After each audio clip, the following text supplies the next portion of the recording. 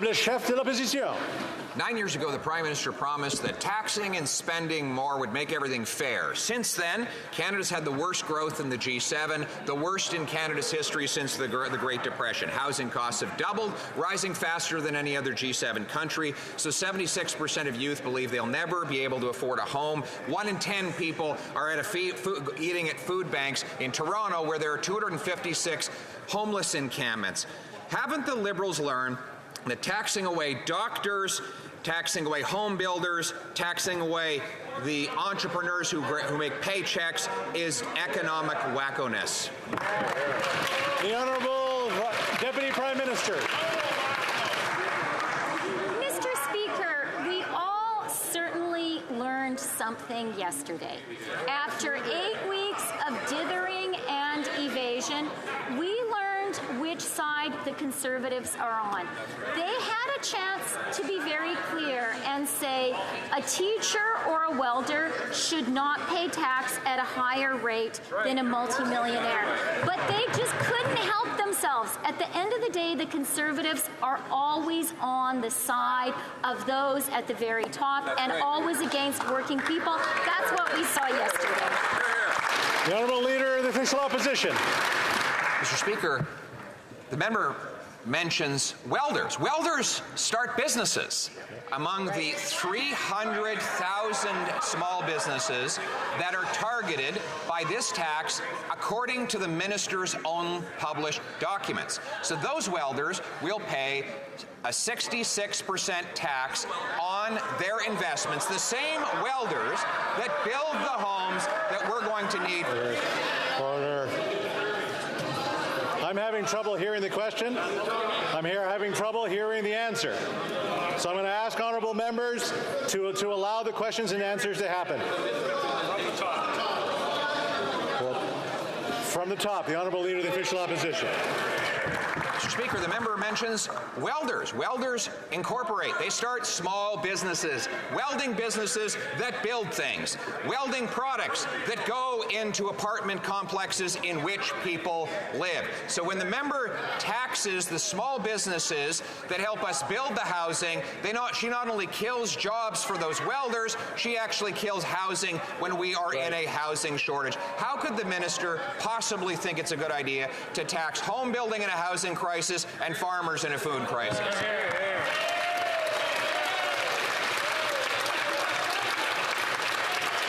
I'm going to ask for the quiet in return. The Honourable Deputy Prime Minister.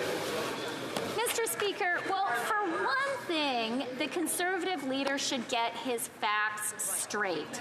Of course, what we are talking about is a 2/3 inclusion rate, not a 2/3 tax rate.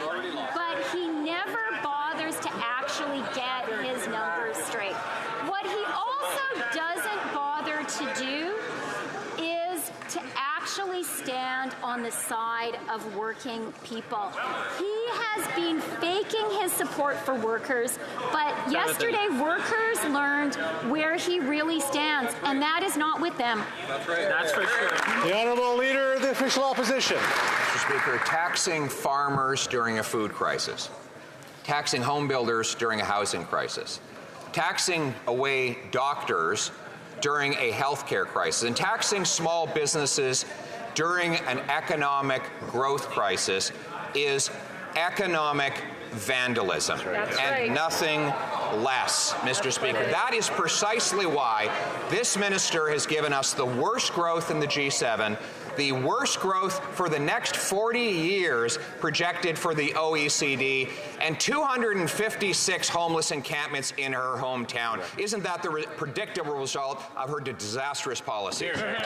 The Honourable Deputy Prime Minister. Mr. Speaker, do you know what the average income in Ottawa Carleton is? Because I do. It is $58,400. The average person in Ottawa Carleton could only dream of earning $250,000 in a given year. But the Conservative leader thinks his average constituent should pay tax on their hard hard-earned salary at a higher rate than someone who is earning more than $250,000 in capital gains alone. Whose side is he really on? Exactly.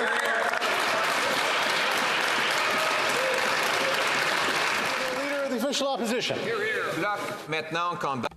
The Bloc is now condemning the same tax increase that they just voted in favor of. Mr. Speaker, it seems that they are changing their position. That welders won't have to pay this tax. Only the 0.13% wealthiest. Well, all the economists contradict that. The fact that she has 300,000 businesses that she admits will be taxed and all of their owners will be taxed contradicts that as well. So there's one way we could solve this controversy. Will she commit to put in law that no one in the bottom 99.87% will pay any new taxes?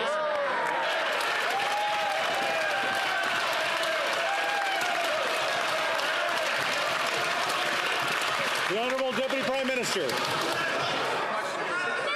Speaker, a moment ago, the Leader of the Opposition already demonstrated his financial illiteracy. He does not understand how the capital gains inclusion rate works. But I want to offer him an opportunity to continue his economic education. Yesterday, the IMF published a report on the Canadian economy. The IMF commented on our capital gains move and said it makes the system more fair, and also said it will have no impact on investment or productivity. That's the IMF, Mr. Speaker. The Honourable Leader of the official opposition. Mr. Speaker, I think we should just let's put aside the disagreement and even the debate on this, and let's come to a resolution here that will bring a lot of calm to the millions of Canadians who are worried about their taxes going up. The minister claims that only the 0.13% wealthiest Canadians will pay. So why not just enshrine that in law? Will she commit today to pass an amendment to her tax bill stating that no one whose income is in the bottom 99.87% will pay any new taxes at all? Hear, hear.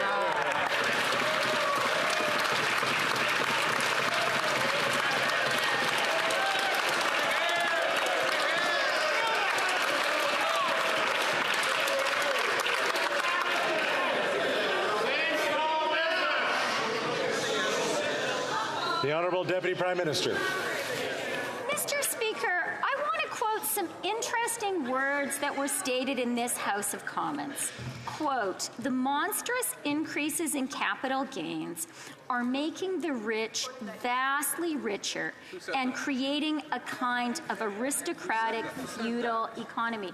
Do you know who said that, Mr. Speaker? The member for Carleton. We agree the current system is unfair. We are pushing against it. What made the member, after 8 weeks of dithering, change his mind? Hear, hear. The Honourable Leader of the official opposition. Mr. Speaker, we're simply asking the minister to put her words into law. Okay? So she's claimed that no one who earns less than the top 0.13% of income in the country will be affected.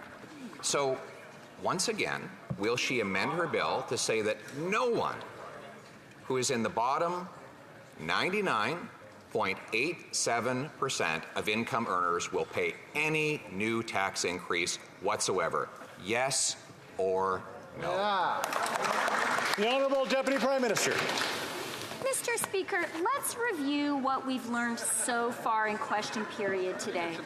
First, the Leader of the official opposition doesn't even understand how the capital gains inclusion rate works. Yes, that's right. That's a problem. Second, the Leader of the official opposition disavows his own words in this House about capital gains. But probably the most important thing is that the average income in Carleton is $58,400. Their MP is not on the side of working people earning that wage in his own riding. That is shameful. The Honourable Leader of the official opposition. Mr. Speaker, I'm just quoting right now from her own budget speech, where she said, for 99.87% of Canadians, there will be no extra capital gains tax. Okay, she put it in the word, in her speech. So why won't she put it in the law? Here, here. The Honourable Government House Leader.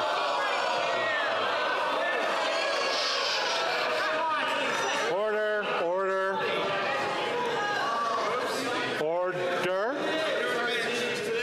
I'll try it in French. Alors. Order. L'Honorable Leader. The Honourable Government House Leader.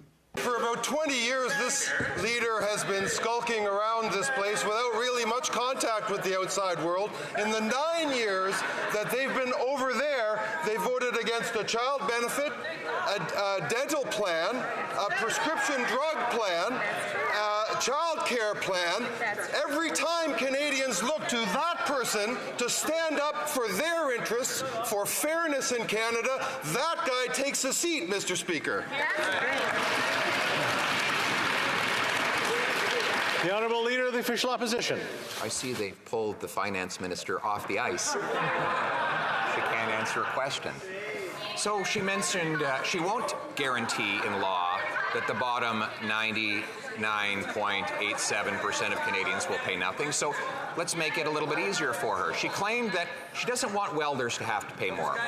Will she amend her bill to ensure that not a single welder anywhere in Canada will be forced to pay this tax increase? Yes or no? The Honourable Minister.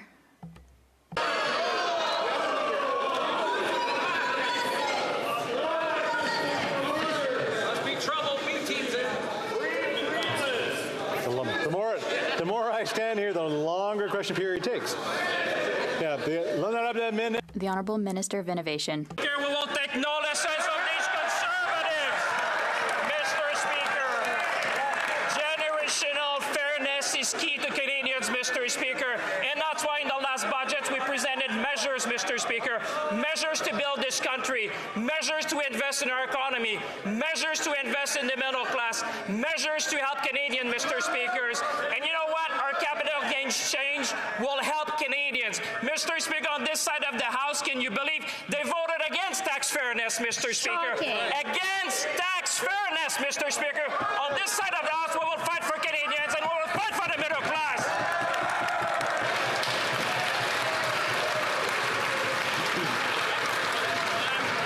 The Honourable Leader of the Official Opposition.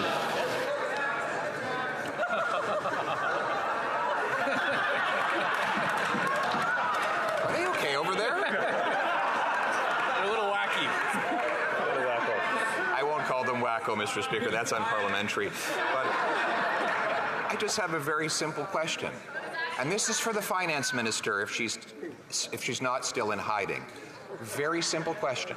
She said she doesn't want welders to have to pay more.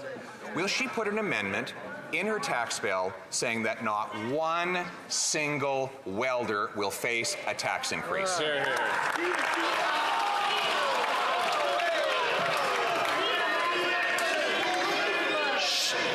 Hey, quiet down. The Honourable Government House Leader.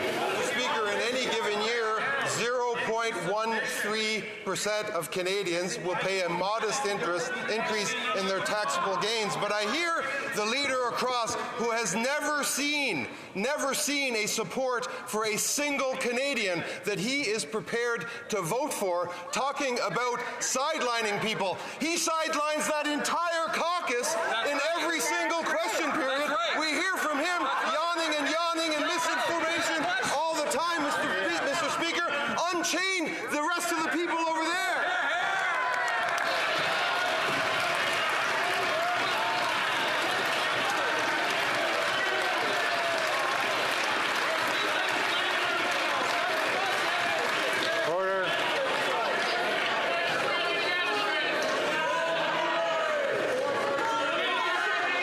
Order. Order. Alors, s'il vous plaît. Order, please. Order. Fini, là? Are we done? Are you done? Not done? All right.